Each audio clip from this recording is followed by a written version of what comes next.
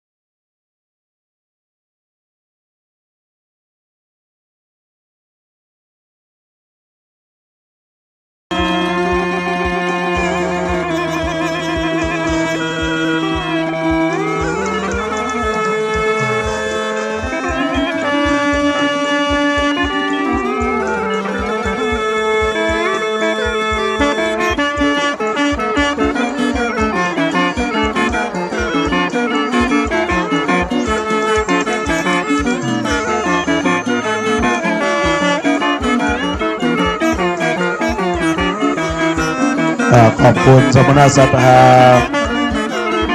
หลวงพ่อสุริปริยัตยานุศาสตร์ด็อกเตอร์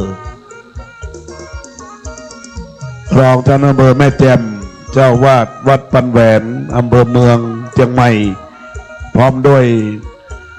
สมณศรัทธาได้มาร่วมทำบุญในโอกาสนี้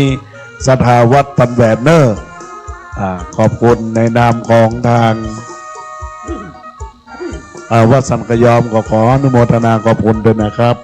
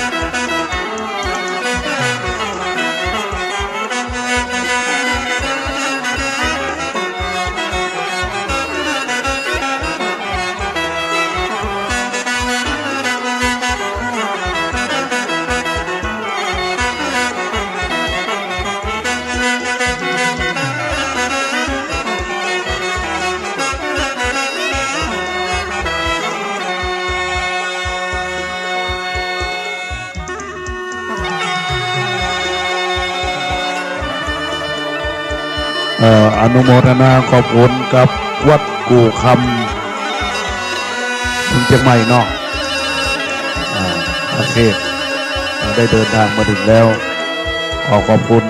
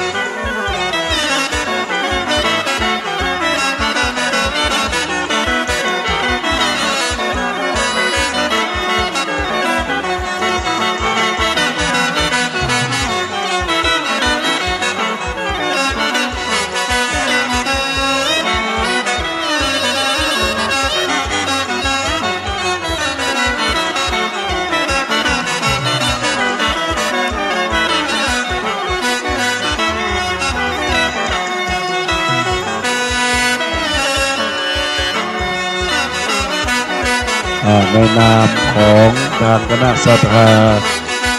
วัดสัมกยอมขอบคุณครับสมณศรัทธาและมูลศรัทธาวัดกู่คำตำบลวัดเกตอำเภอเมืองเชียงใหม่จังหวัดเชียงใหม่โดยการนำของหลวงพ่อ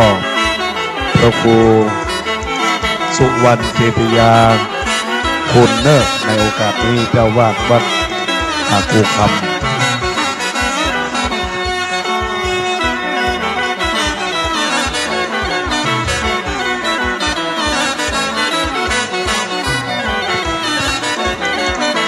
เพิ่นจะไปหลายวัดเนอะศรัทธาญาติโยมที่อยู่ตั้งบ้านตั้งจองทางหลวงพ่อพระครูสถิตธุลาธรเจ้าวาดขอฝากประกาศ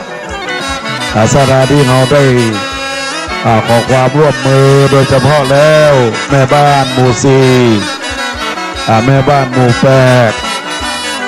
บ้านสัมกยอมวันนี้วันพวกเขาจะรวมกันนะแต่บางท่านจะได้กินขวดตาลเนาะกินตาลกินเลี้ยงกันก็จะเป็นอย่างเนอคนที่ว่างก็มาที่วัดนะตอนนี้ก็มาหลายคนหลายช่วยกันโดยเฉพาะแล้วการต้อนรับหัววัดเขาจะให้กำจ่อกำหยังตอนรับหัววัดเปิ้นมาคนก็ดีเปิ้นมา2 คนก็ดีก็ถือว่าเปิ้นมางานบุญของเฮาก็ต้อนรับเปิ้นต้อนรับหัววัดหัววาอารามเป็นบุญเป็นกุศลกับทุกคนทุกท่านเนอศรัทธาที่อยู่ตั้งบ้านตั้งช่องเนอกินข้าวตอนแล้วกินข้าวตอนแล้วก็ปากันมาช่วยกันตั้งวัดตั้งวาแมลงก็มีข้าวแรงเลี้ยงรู้สึกว่าวันนี้ตำบลหนองจอมหลายวัดวัดพระมุ้ยวัดสันปะซักวัดหนองไก่หลวงเพิ่นจะงอมกันมาเพิ่นจะมากันหนองไก่สีไซมูลอันนี้เราต้องมาต้อนรับกันแล้วเนอะศรัทธาโดยเฉพาะช่วงแรงนี้จะเริ่มทยอยหัววัดก็จะมากันละหัววัดก็ดีครับศรัทธาที่มาตามต้นก็ดีครับนี่นะเราก็ช่วยกันแบ่งเบาภาระหน้าที่ในโอกาสนี้เพื่อให้งานได้มีความเรียบร้อยในโอกาสนี้ก็ขอเจริญพรได้มาช่วยกันเนอะ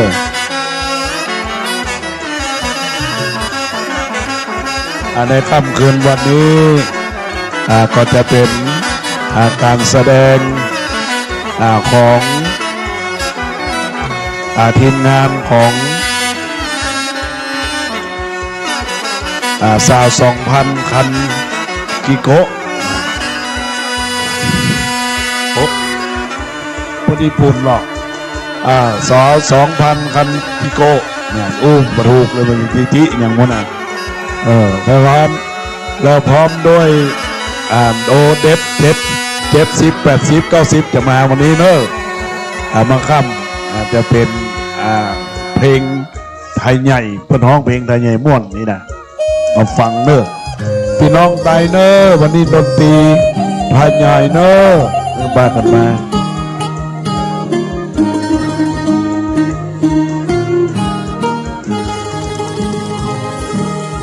เจอสถาเข้ามาครับก่อนเนอะดินแดนตีแสนสุขใจ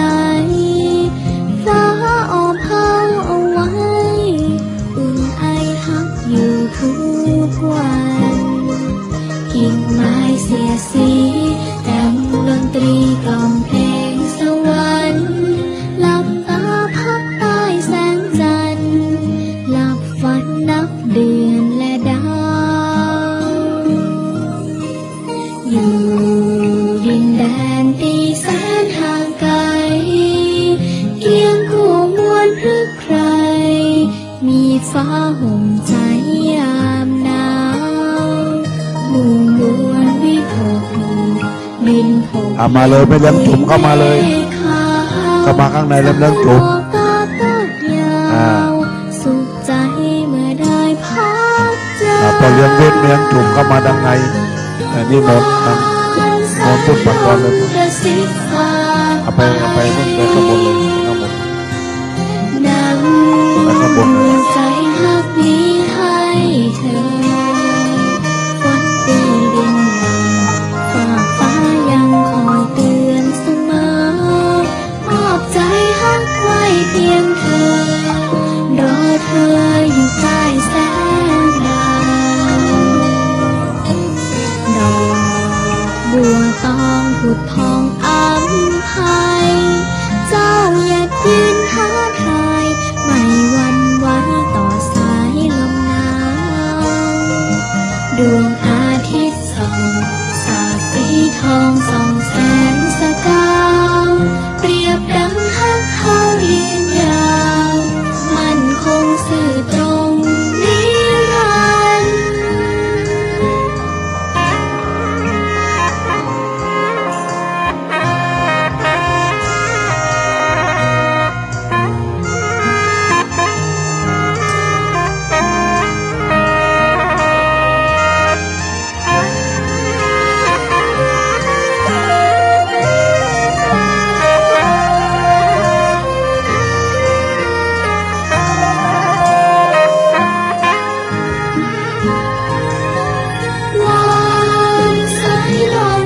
์สิฟ้า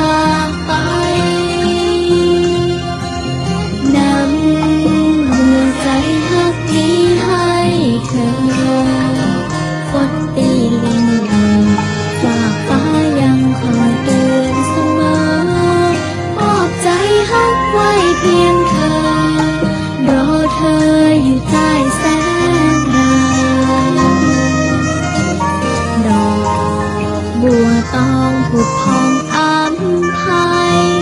เจ้าอยากยืนท้าทายไม่หวั่นไหวต่อสายลมหนาวดวงอาทิตย์ส่องสาดสีทองส่องแสงสกาวเปรียบดังหักเฮายืนยาวมั่นคงสื่อตรงนิรันดร์เชิญเลยเนอร์ขอบคุณครับพ่อวิทย์และแม่จุ๋มได้นำลงทานมาร่วมทำบุญนำต้นเงินมาน้อมถวายเป็นทานเนอศรัทธาก็มาร่วมทำบุญกันเนอ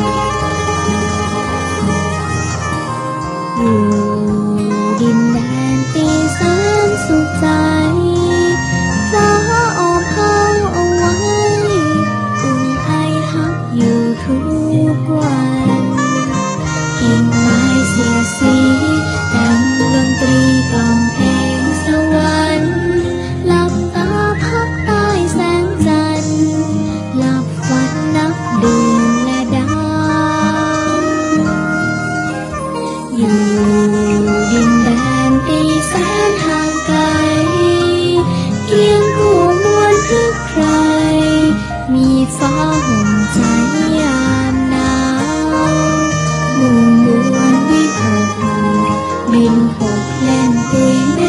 ฆขาวสายหมอกก็ทอดยาวสุขใจเมื่อได้พักเจอวานสายลมกระซิบฝากไป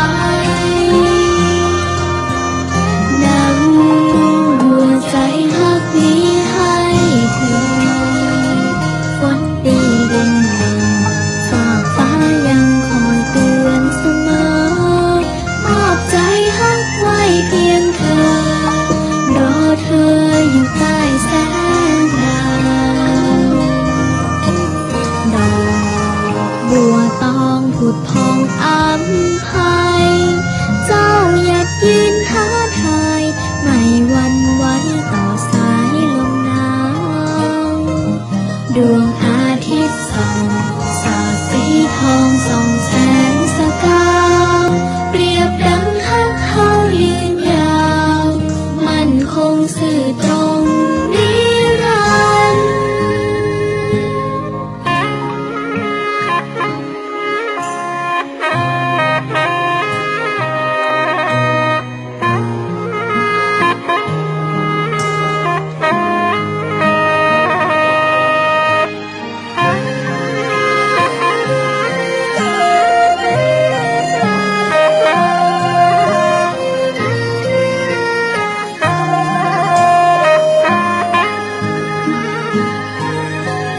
วานสายลมกระซิบฝากไปนำหัวใจฮักนี้ให้เธอฝนตีลินหนึ่งฝากฟ้ายังคอยเตือนเสมอมอบใจฮักไว้เพียงเธอรอเธออยู่ใต้แสงดาวดอกบัวตองผุดพองอัมภัย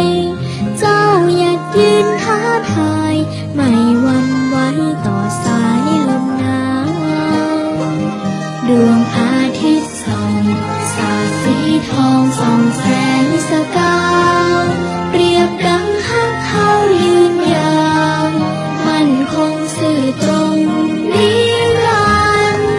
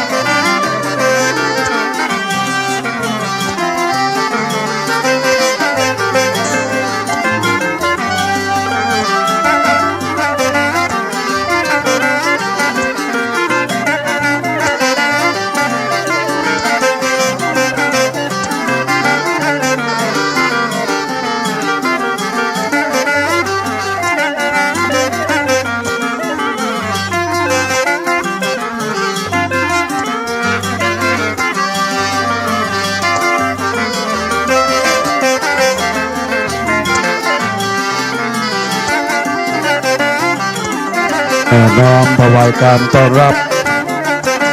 หัววัดที่กำลังเดินทางมาถึงยังสถานที่นี้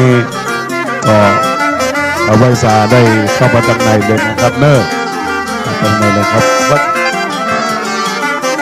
ดพระเจ้าสององค์อำเภอสัปปะตองนะพ่อน้องเชิญสภาเข้ามาด้านในเด้อเข้ามาด้านในวันนี้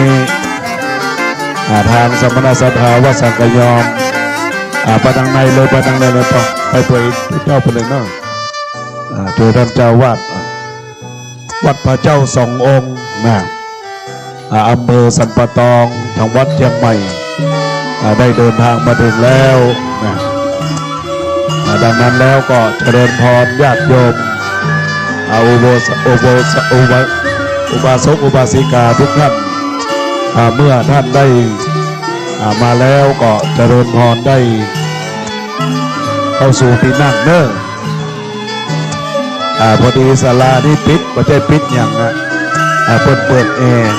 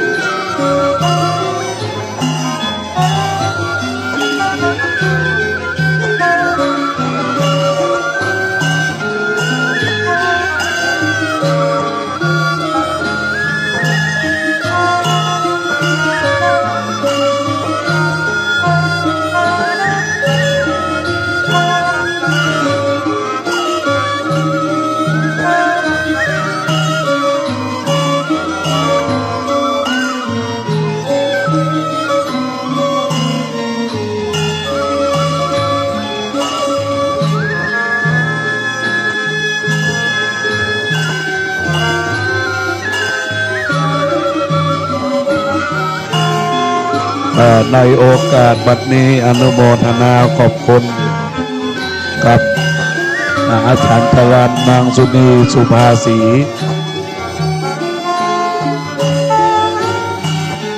ได้ร่วมทำบุญในการดันต้นเงิน 3,000 บาทพร้อมด้วยครอบครัวตาเจริญอุทิศไปหานายจักรพันธ์ตาเจริญนางอมรอุดรอุทิศไปหาอย่างนายสุรศักดิ์ทุ่มธานี1,100 บาทเน้ออนุโมทนาขอบคุณขอบคุณกับท่านพระคุณเจ้าวัดพระเจ้าสององค์อำเภอสันปะตอง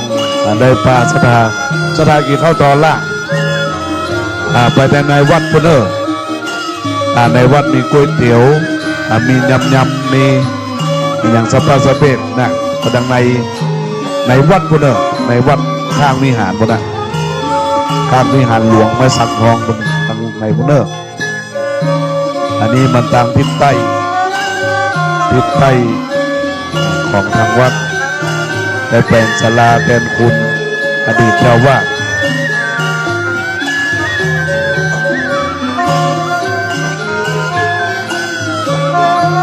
ในบ้านแม่สีพาเพื่อนไปกำเนิดแม่สี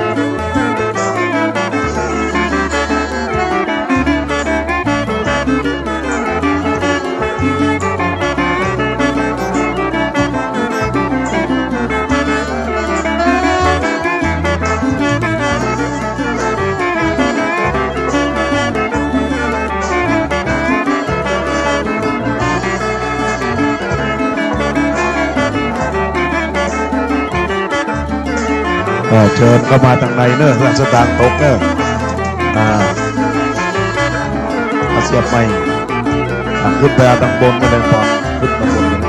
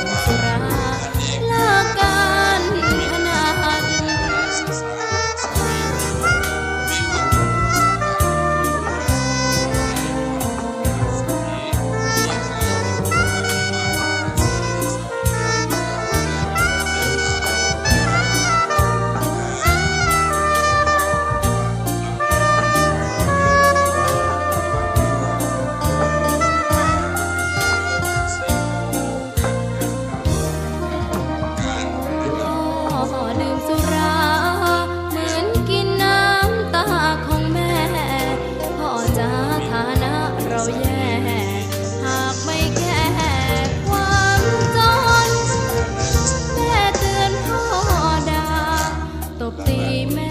เสียจนชอกช้ำระกำมองมนซ้ำถูกคนเขานินทากราบเท้าคุณพ่อลูกขอให้หยุดดื่มเหล้าหากมัวแต่เมาคนเขาย้ำหมิ่นเรื่อยมากลับตัวเสียใหม่กลับใจมาพัฒนาพ่อจ๋าจะมีคุณค่าเลิกดื่มสุราเลิกการพนัน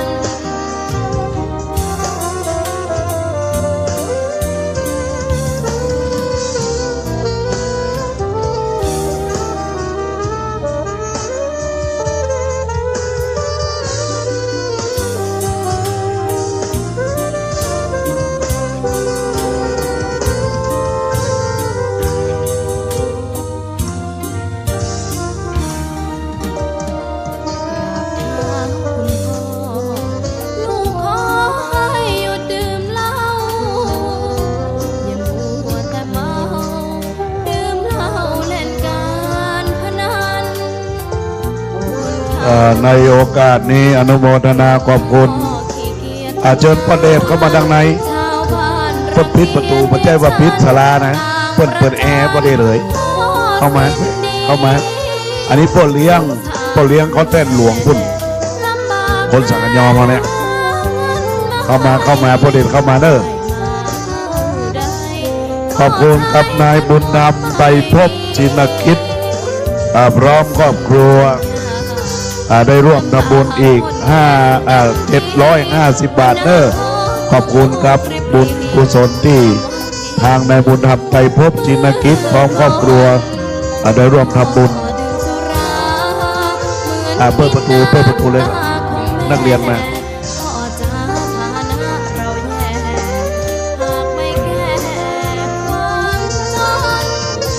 อนุโมทนากับนายชัยวันนางพัสธรนายประกันสุกาลามเนอร่วมทำบุญ400 บาทในโอกาสนี้เข้ามาข้างในเด็กๆเข้ามาข้างในข้างบนเลยขึ้นข้างบนเลยคุณนาวขยับเก้าอี้เข้าไปก่อนก็ได้เดี๋ยวที่นั่งมันพอ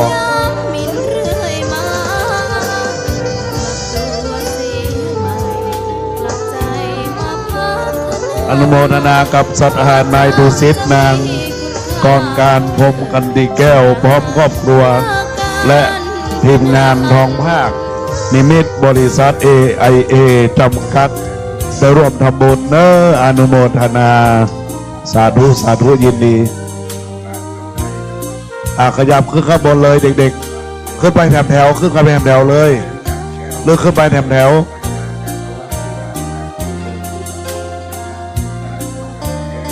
ขึ้นไป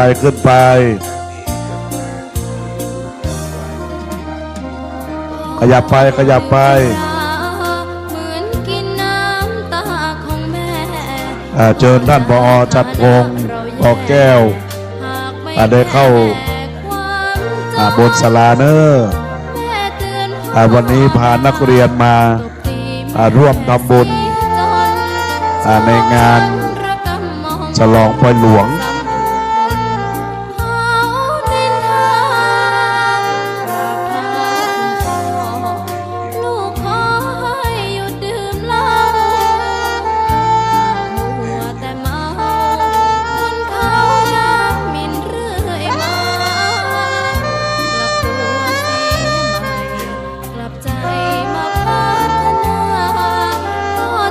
ขยับขึ้นไปอีกแถวหนึ่ง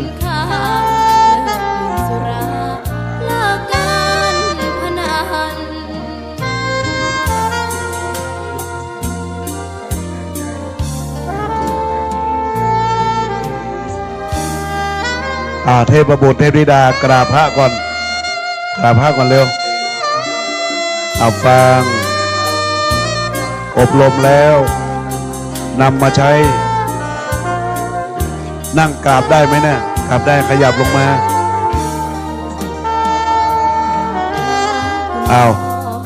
พนมมือกราบหนึ่ง กราบสอง กราบสามเอาไหว้พระก่อนอะระหังสัมมาสัมพุทโธภะคะวา ชาวบ้านรังเกียจดิฉันต่างประจานคุณพ่อ ไหว้พร้อมกันเลยลูกพุทธังภะคะวันตังอภิวาเทมิ แค่วันมาให้ได้มาเท่าก ราบ พ่อใช้จน สวากขาโตภะคะวตาธัมโม ขัดสนจนยากลำบากคนแค่ ธัมมังนัมมสสามิ อนาคตของลูกริบหรี กราบสุปฏิปันโนภะคะวะโตสาวกสังโฆ เหมือนกินน้ำตาของแม่พ่อจะทำ สังฆังนามามิ กราบหนึ่ง กราบสอง กราบสามอ้าวหันหน้ามาทางทิศตะวันตก ขวาหัน รู้จักขวาจากซ้ายไหมนั่นน่ะ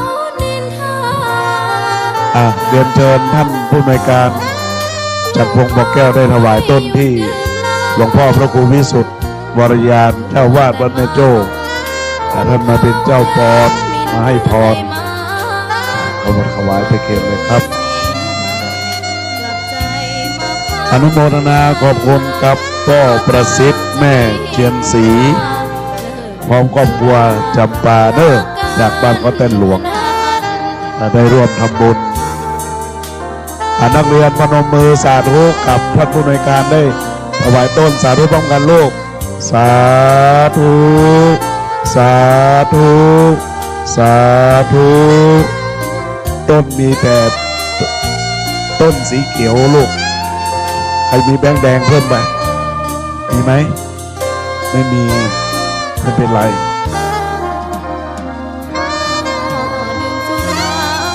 เหมือนกินน้ำตาของแม่พ่อจะฐานะเราแย่หากไม่แก้ความจนแม่เตือนพ่อด่าตบตีแม่เสียจนชอกช้ำระกำมองมนซ้ำถูกคนเขานินทา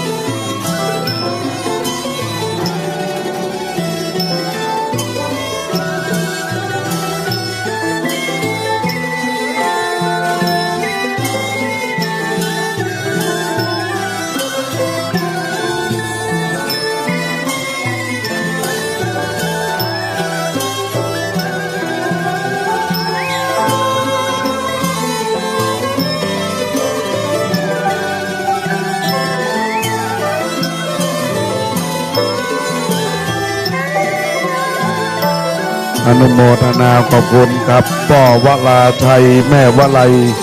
พัทรานนท์หมู่4สันกยอมเหนือร่วมทำบุญ500 บาทเนอะโอกาสนี้ขอบคุณครับสมณะสถานหัววัดวัดพญาเมงลายอำเภอเมืองจังหวัดเชียงใหม่เนอะอนุโมทนา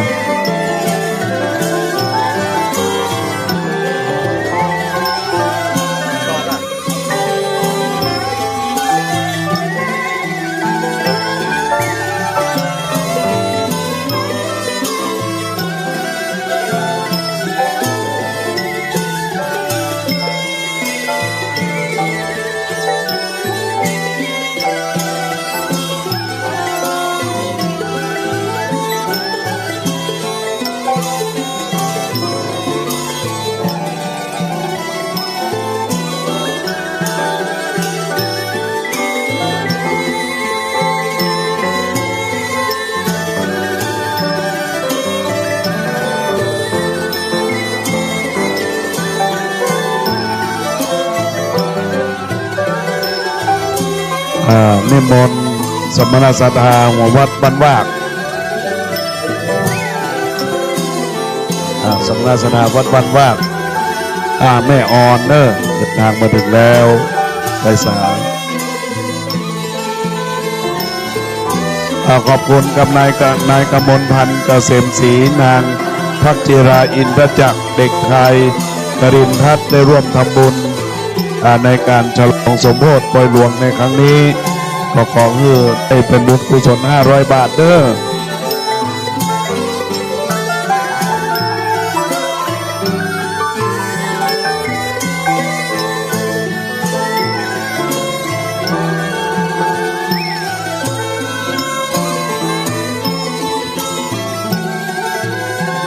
ในนามของคณะสงฆ์วัดสันกยอมพร้อมด้วยท่านพระครูสถิตวราธรท่านเจ้าวาดขอบคุณกับท่านผอ.ชัดพงศ์บ่อแก้วคณะครูทุกท่านนำนักเรียนมาร่วมบุญกับการถวายทานศาลาปฏิบัติธรรมในครั้งนี้ขอบคุณเลยนะครับ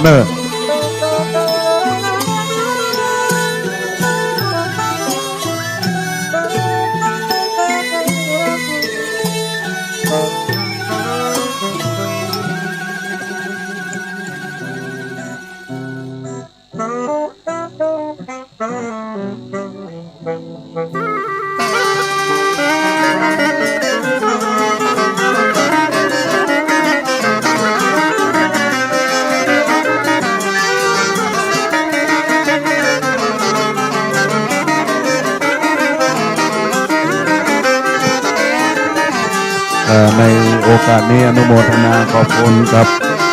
ท่านอาจารย์พระครูปริยัติวรคมนำสถาบันบ้านวากสถาบันบ้านวากสีล้อมเมืองกินข้าวตอนละยังถ้าบริกินไปดังในวัดเนอไปในวัดพุทธครับได้กินข้าวตอนได้ร่วมบุญในการนี้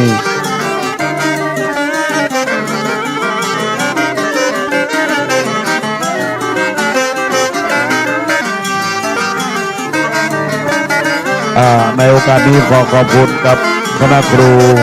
โดยการนำของหลวงอันท่านผอ.ชัดพงศ์บ่อแก้วได้นำสัตว์นักเรียนมาก็ร่วมทำบุญต้นยังหัวจานนี้ก็ประมาณ600 บาทเนาะอนุโมทนาขอบคุณนะครับมันก็จะมาเป็นขึ้นสาราเฮาก็ต้องฮับเป็นอย่างเนอะแต่มันค่ำนี้สมัยแต่มาเป็นขึ้นแน่นอนนะมันค่ำมาช่วยกันเนอะแต่อย่าเป็นขึ้นนี่ว่างก็ว่างสมากับนายนะช่างภาพก็มาเดียวนะไม่ได้ทำเงินมานี่นะคุณมาเลย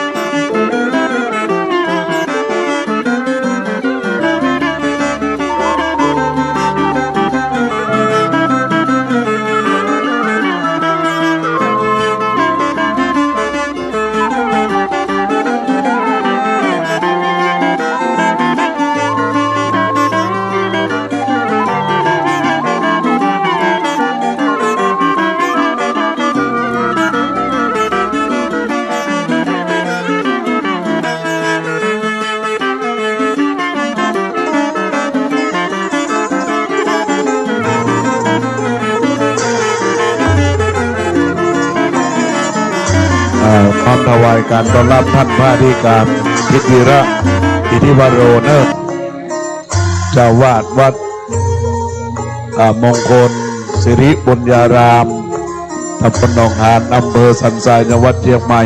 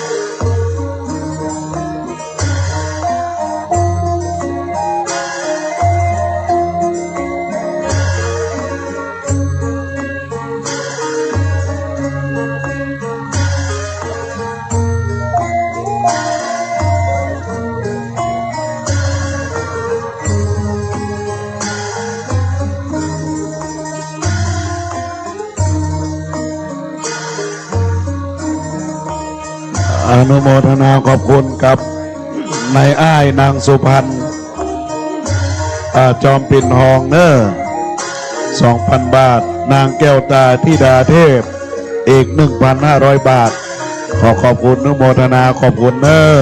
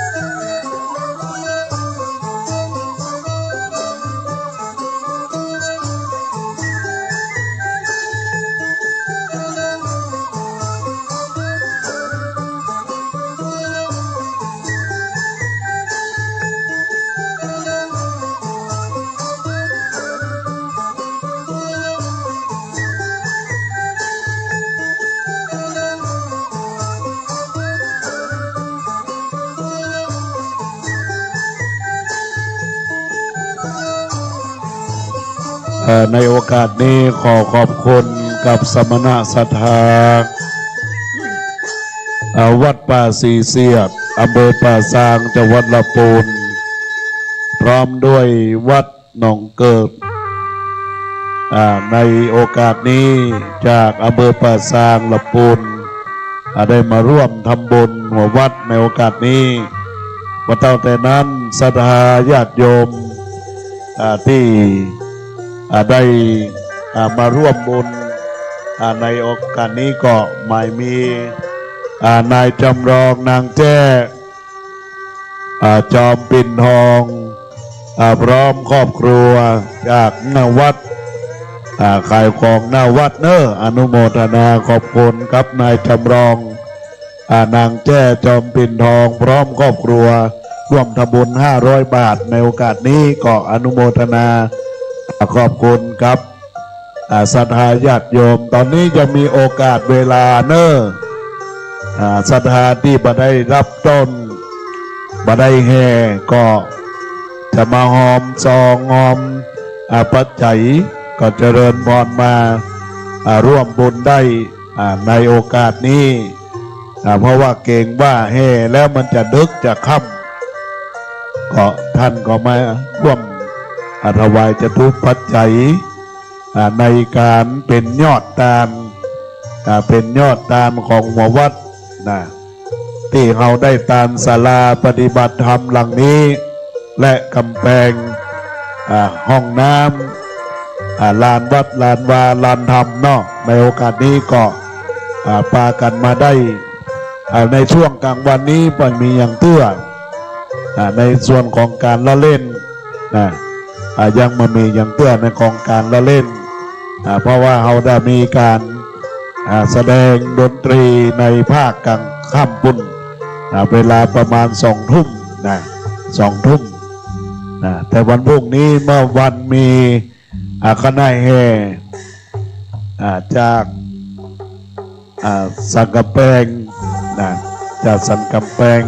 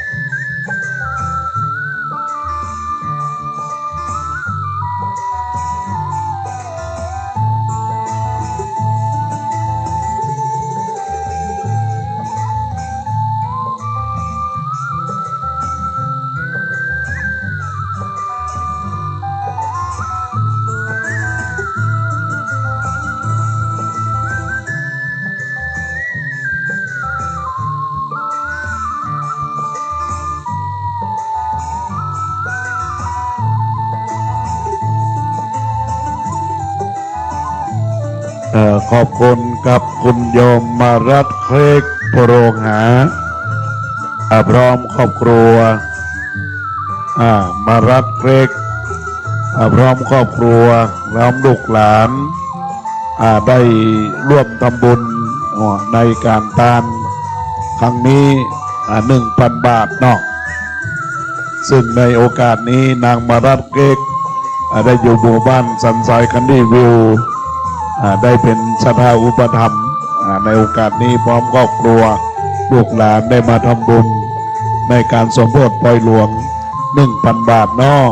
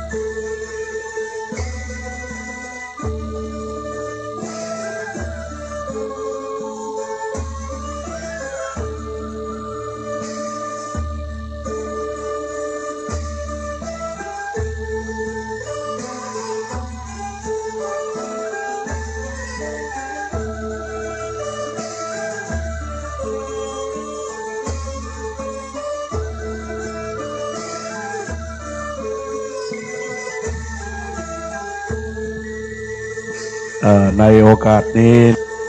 การต้อนรับหัววัดแม่อ่อนวัดหนองอ่อน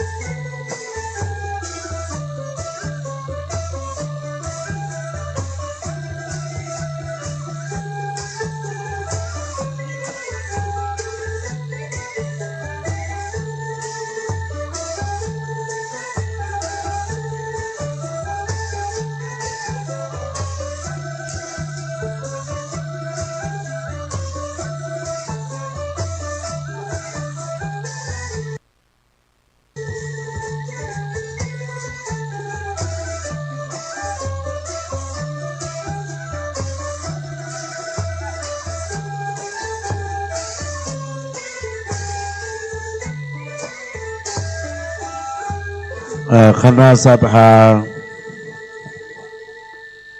ธาวัดน้ำบ่อหลวง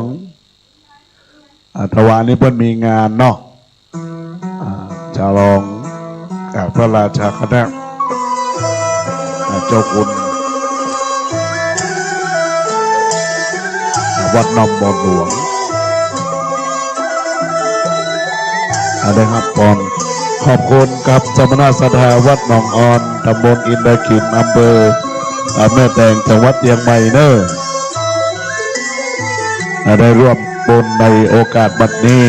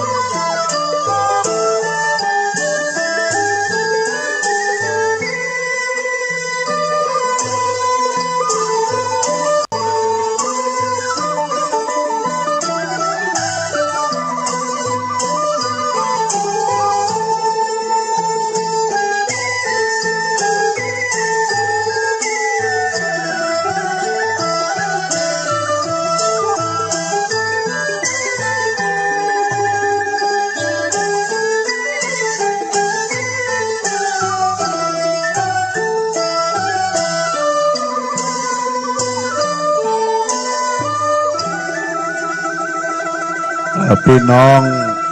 บ้านน้ำบ่อหลวงวัดน้ำหลวงฟังพริกไปเนอะลุงน้อยปลาเพิ่นไปกินข้าวตอนตรงบัวไปทางในวัดกูเนอะเลี้ยงในวัดก๋วยเตี๋ยวเนอะเชิญฟังพริกเนี่ยพอในวัดนี้ก่อนขึ้นใบไหว้พระเจ้าดันใจทั้งบนเนอะพี่น้องบ้านน้ำบ่อหลวง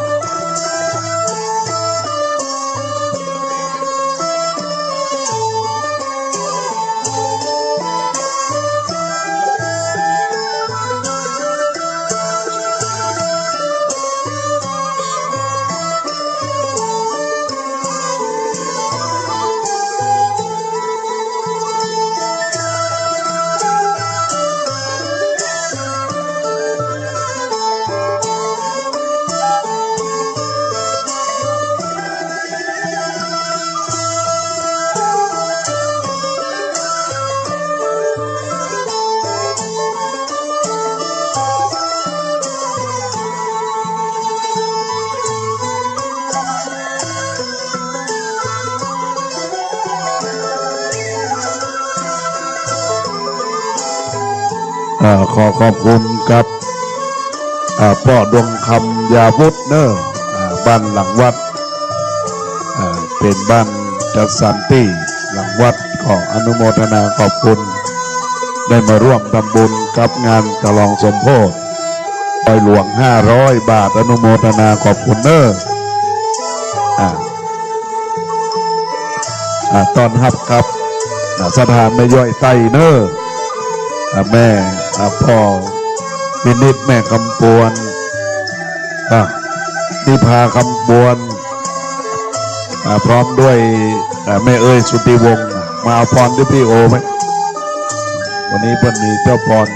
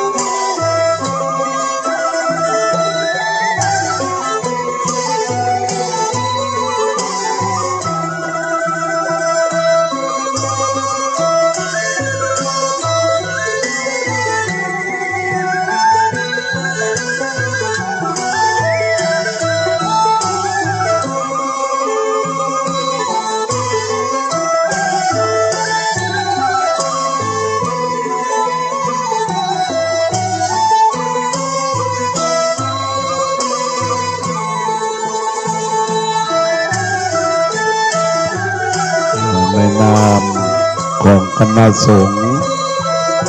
วัดสันขยอมอันมีท่านพระครูสถิตุลาธรเจ้าวาดพร้อมด้วยพระภิกษุสงฆ์สามเณรทุกรูปและศรัทธาอุปถัมภ์วัดสันขยอมหมู่4หมู่7หมู่8หมู่10ต้องขอบคุณกับพ่อวินิจแม่นิพาคำปวนนางวิยดาคำปวนนางสาวพระกวดีนายรัตนนท์กริธนนท์วิทยาพันธ์นางสาวกัญญาพัฒน์พิญญาพัฒน์เทียมดวงตะวันได้ร่วมทำบุญ1,600 บาทแล้วก็แม่แสงเอ้ยสุติวงศ์พร้อมครอบครัวก็ได้มาร่วมทำบุญอีก100 บาทเนาะอนุโมทนากองบุญกองกุศลซึ่งแม่ซึ่งพ่อวินิจกับแม่นิพาคำบวนนี่ครับเป็นเจ้าภาพยังเสาด้านบนเนาะสักครู่ก็ไปแอวไหว้พระนั่นแม่น่ะทางบนพูดเลยขึ้นไปแอวทางบนไหว้พระเจ้าทันใจด้านบน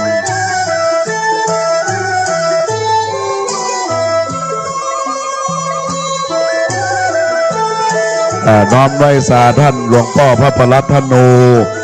มาทินโนเนอร์ท่านรองเจ้าวาดวัดสันไซโมนวันนี้ได้มีเมตตา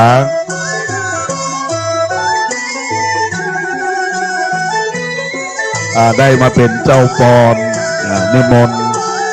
เข้าสู่ศาลาหนึ่งครับเนอวันนี้ได้รับเมตตาได้นิมนต์เจ้าปอนไว้อยู่4 ลูกอันนี้ท่านหลวงพ่อพระครูวิพัฒน์ศิลาสังวรรองเจ้าหน้าเบอร์สันทรายวัดสันทรายมูลหลวงพ่อพระประหลัดธนูธรรมตินโนรองเจ้าวาดวัดสันทรายมูลท่านพระครูวิสุทธิ์วรยานเจ้าวาดวัดแม่โจ้แล้วก็ท่านพระครูประภาสสารคุณรองเจ้าหน้าตำบลสันทรายน้อยสัตว์วันเนตรหลวงพ่อพระครูวินัยสารโสภิตได้มาเป็นตอนก็คงจะเริ่มได้เช็คอินทำงานเนาะได้เช็คอินทำงานประมาณตอนบ่ายนี่ละนะขอเมตตาได้เข้าสู่ศาลานะครับเนอะในโอกาสนี้ขอบคุณกับนายณัฐกมลวุฒิชาติแล้วก็มีนางนงเยาว์ปรางนภิษลิมประชัยนางปรารถนาลิมประชัยเด็กชายภูปรินทร์วุฒิชาติร่วมทำบุญในการฉลองสมโภชปล่อยหลวงอีก1,000 บาทในนามของสมณศรัทธาและบุรศรัทธาวัดสันขยอมต้องขอขอบคุณในน้ำจิตน้ำใจที่ทุกท่านทุกคนได้มีส่วนร่วมในการสร้างกองบุญกองกุศลได้มาทำบุญยอดตาลในโอกาสที่ได้สร้างศาลาปฏิบัติธรรมและสมโภชตั้งแต่วันที่22ถึงวันนี้ก็เก็บจาก9 วันละนะ9 วันละนะปล่อยหลวงของทางวัดมาได้มีงานบ่อยแต่งานน้อยๆนะโดยนำจิตนำใจของคณะศรัทธาญาติโยมแต่วันนี้ได้มีการเปิดป้ายอาคารได้เรียนเชิญทางดร.มอมหลวงสารลีกิติยากรพร้อมด้วยคุณวุฒิศักดิ์รัตนสุบรรณที่ปรึกษานายกรัฐมนตรีแล้วก็รัฐมนตรีกระทรวงกลาโหมทั้งไปเดี๋ยวเนอะกินข้าวไปแอลตำบลกันเนอะไปแอลตำบลนั่นแหละมาประเดี๋ยวนี้ดีละเนอะอนุโมทนายินดีเนอะ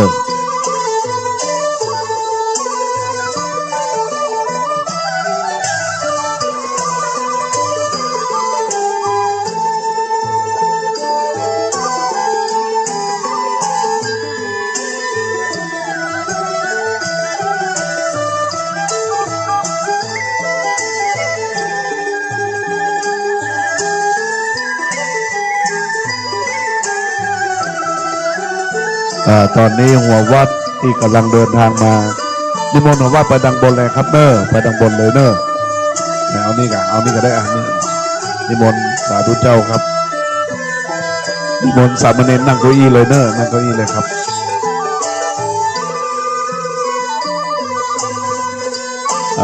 น้อมไหว้สาในบนบารมีของสมณศรัทธาวัดเจ็ดยอดพระลำหลวงเมืองเชียงใหม่ฮับปอนเนอร์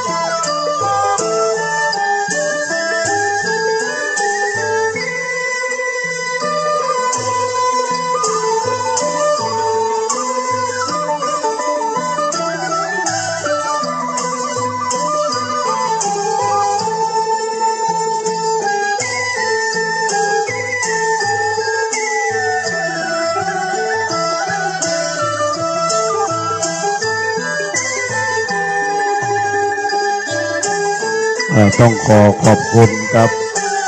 ทางท่านพระคุณเจ้าที่ได้นำหัววัดมาในโอกาสเวลานี้ก็วัดเจ็ดยอดพระรามหลวงเมืองเชียงใหม่ซึ่งเป็นวัดของพระเดชพระคุณหลวงพ่อพระเทพปริยัติที่ปรึกษาเจ้าคณะภาคเจ็ดเจ้าวาดวัดเจ็ดยอดพระรามหลวงในนามของคณะศรัทธา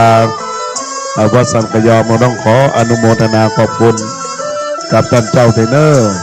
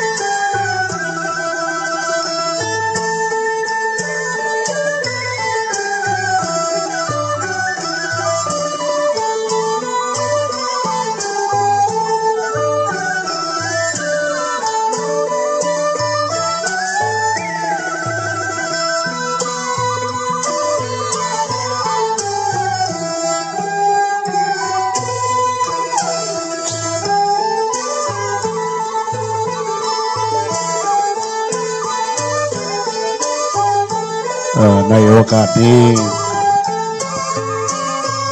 คณะท่านเจ้าปอนก็ได้มาทำการเเช็คอินทำงานวันนี้ได้รับเมตตาจากหลวงพ่อ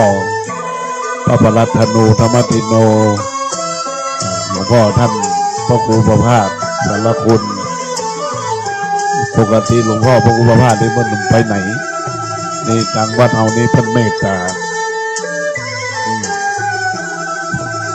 ว่างได้ครับวะพวกมันเนี่ยไปเลยมาจะเจ้าเนี่ยมาอีเบานะแค่วันนี้เก็บ10 วันแล้วนะวันนี้นะ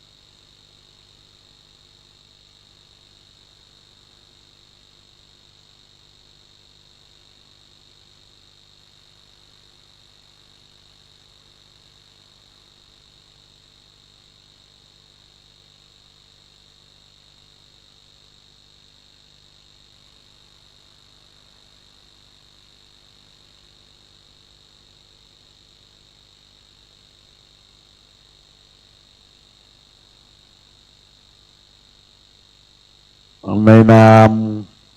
ของศรัทธาวัดสังกยอมถวายการต้อนรับหลวงพ่อบุญเลิศวัด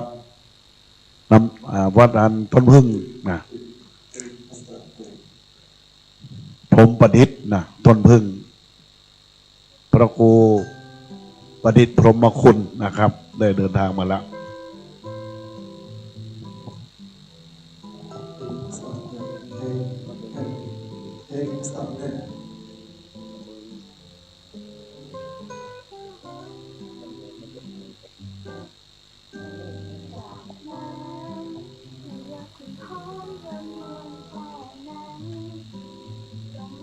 ทำให้ใจหวั่นไหว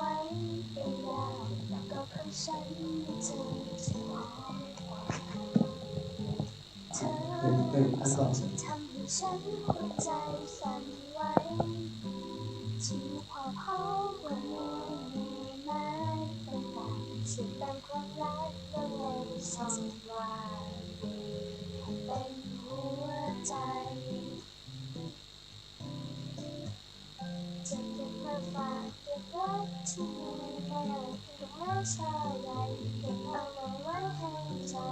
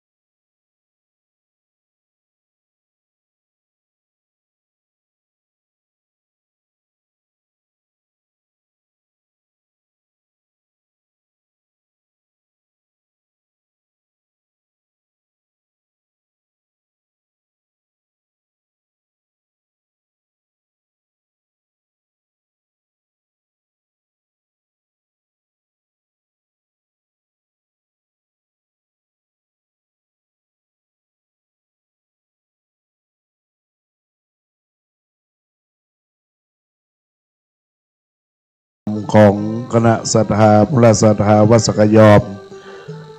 ขอบคุณครับหลวงพ่อเจ้าวาดพระครูประดิษฐ์พรหมคุณ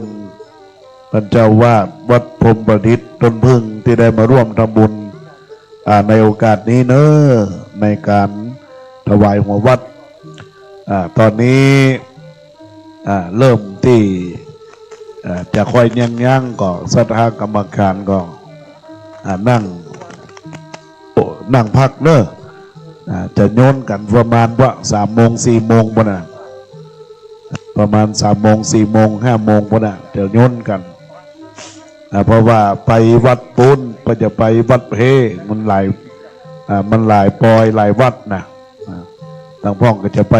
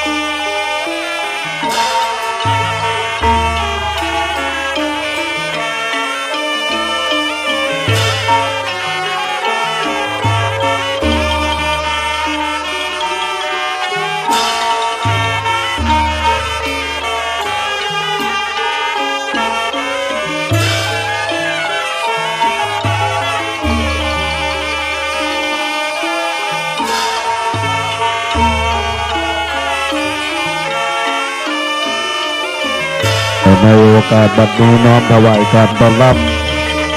ท่านพระคุณเจ้าจากวัดตงเกเสียอำเภอสารปีจังหวัดเชียงใหม่ได้มาร่วมทำบุญในวาระโอกาสนี้ขอบคุณกับท่านพระครูชัยมงคลพิทักษ์ผู้ช่วยเลขานุการเจ้าคณะภาค7เจ้าวาดวัดใจมงคลได้นำหมู่วัดเข้ามาร่วมทำบุญในโอกาสบัดนี้ก็ขออนุโมทนาขอบคุณในกุศลเจตนาของ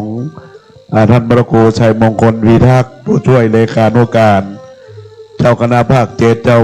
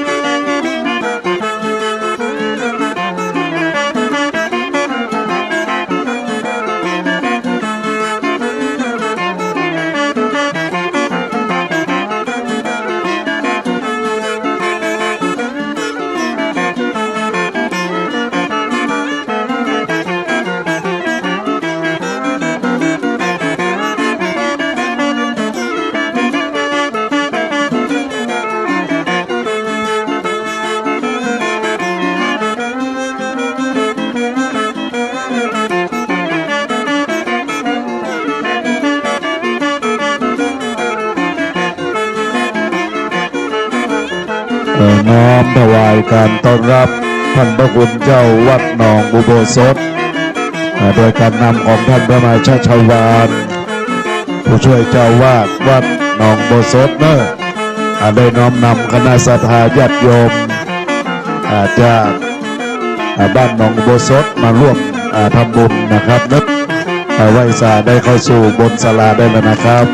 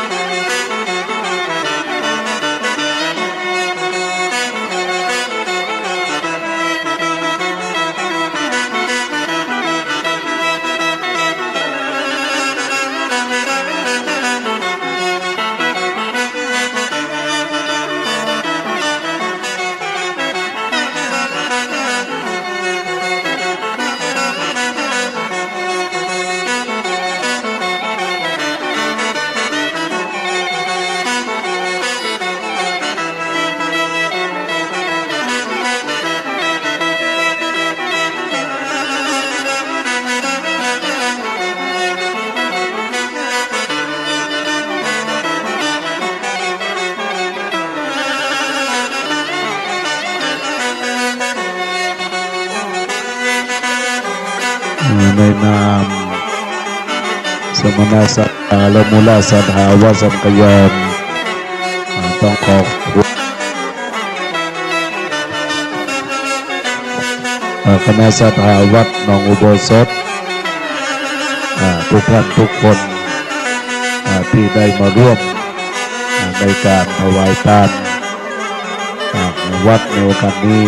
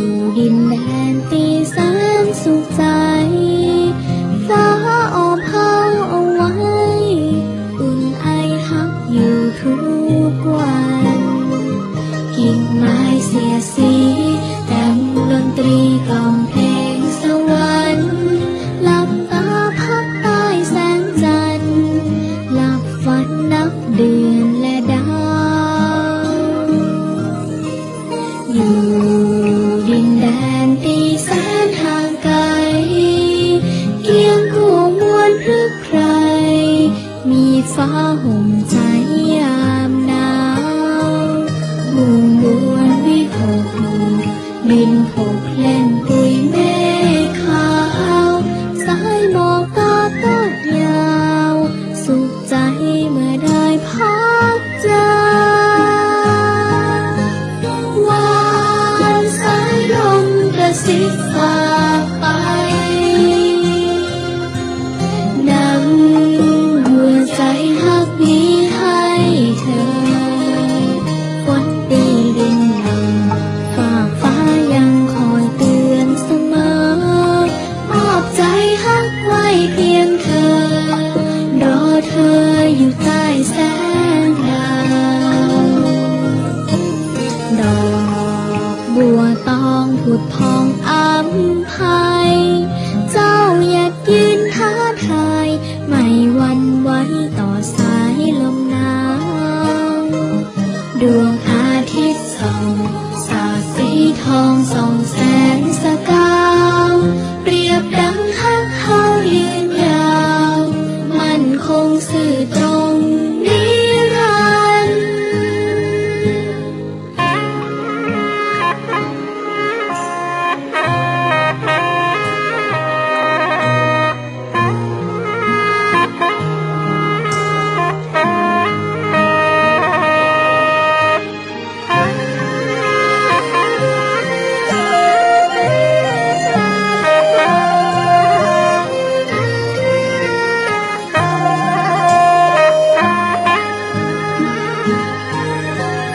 วานสายลมกระซิบฝากไปนำหัวใจฮักนี้ให้เธอฝนตีลินดังฝากฟ้ายังคอยเตือนเสมอมอบใจฮักไว้เพียงเธอรอเธออยู่ใต้แสงดาวดอกบัวตองผุดพองอัมภัยเจ้าอยากยืนท้าทายไม่หวั่นไหวต่อสายลมหนาวดวงอาทิตย์ส่องสาดสีทองส่องแสงสกาวเปรียบดังฮักเขายืนยาวมันคงสื่อตรงนิรันดร์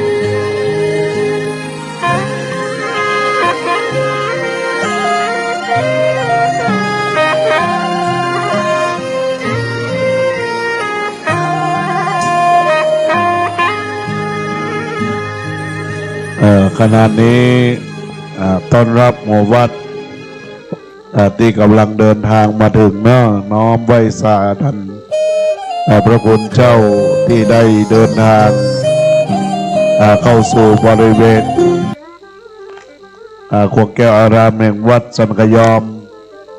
วัดเมืองขอนเนาะนิมนต์ได้ทางในเลยนะครับเนอะ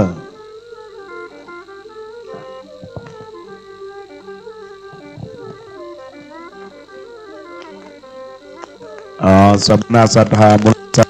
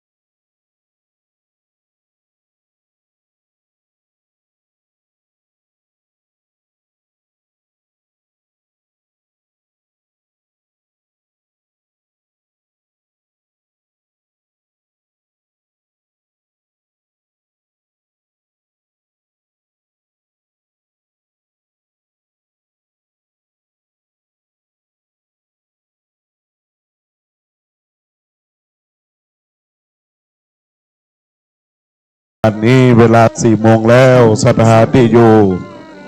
ทางบ้านทางจองออกมาช่วยกันเนอะในช่วงแรงนี้ก็คงจะมีหัววัดได้เข้ามาร่วมทำบุญเข้ามาทางนี้ก็ได้เนอะเข้ามาทางนี้เลย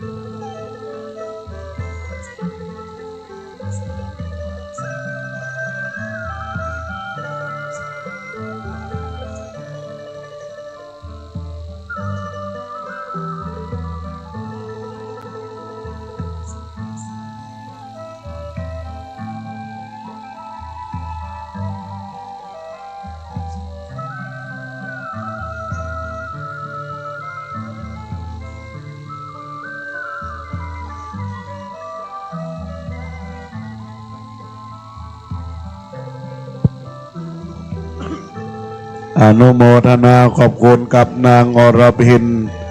นายธวัชชัยศรีไสวงศ์200 บาทเนอะขอบคุณกับนายพิสันอุทัย500 บาทนายจินดานางจินดาอุทัย600 บาทและนายสิโดนนาง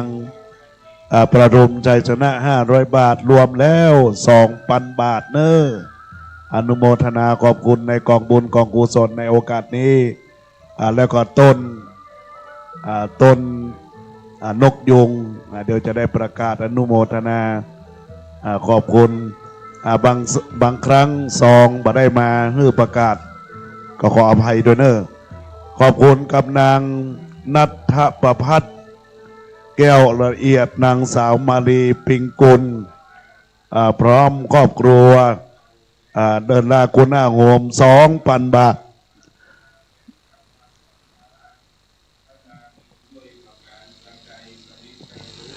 ตอนนี้ไหว้สร้างหัววัดเนอวัดพระนอนวัดพระนอนหนองเพิ่งอำเภอสารปีจังหวัดเชียงใหม่เนาะได้เดินทางเข้าสู่บริเวณทางวัดเลี้ยวมาทางซ้ายเข้ามาทางศาลาด้านในศาลาบ้านในเฮาปิดแต่ว่าเฮาเปิดเป็นช่วงในช่วงที่เข้ามาเพราะว่าได้เปิดแอร์ไว้ดังนั้นแล้วก็ขอถวายการต้อนรับพระสงฆ์เทรานุเทระครูบาอาจารย์เนอเน้นขึ้นมาดังนี่เลยดูตัวแรกนี่ก็ได้ครับเอาปอนตัวแรกนี่เลย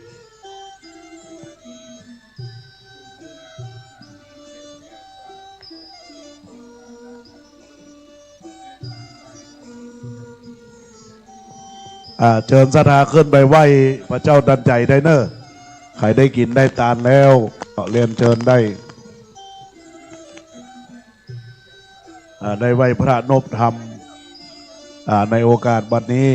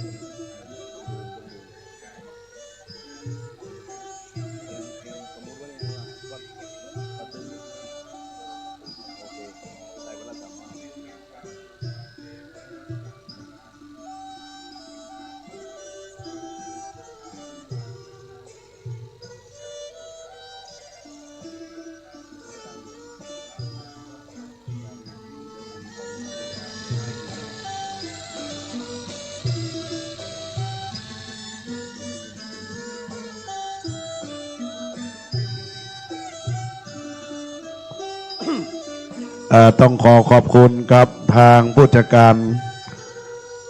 โรงแรมสรีปนาเนอร์ที่ได้เฮือที่พักและก็อาหาร ที่รับประทานของทางหม่อมหลวงสรลีกิติยากรได้มาพักทางเปิ้นได้ร่วมเป็นเจ้าภาพทั้งหมดอนุโมทนาขอบคุณกับโรงแรมสิริพันนาอำเภอเมืองจังหวัดเชียงใหม่ด้วยนะครับในนามของสมณศรัทธาและมูลศรัทธาวัดสันกยอมก็ต้องขอบคุณด้วยอนุโมทนาขอบคุณกับประดิษฐ์จำปาพร้อมครอบครัว1,000 บาทจากบ้านสันไสน้อยหมู่ที่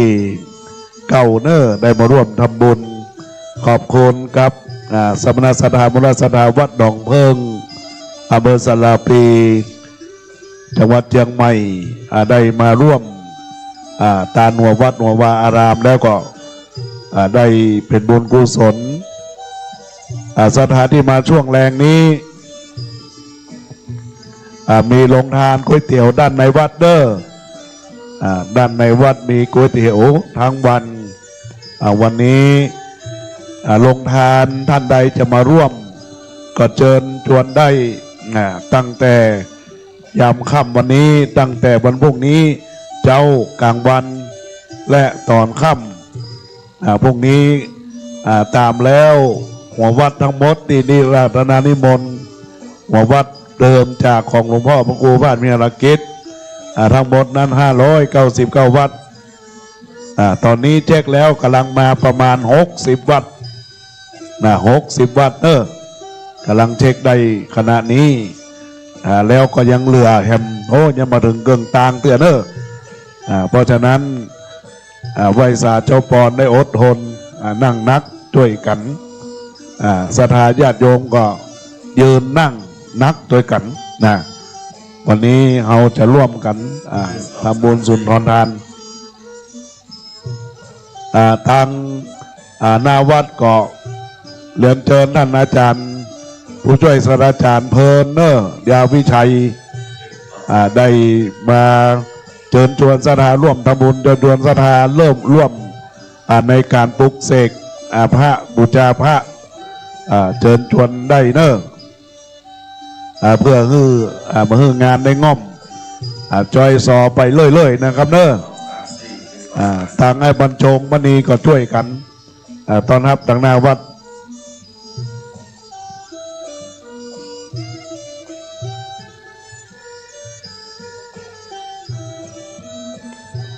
3 41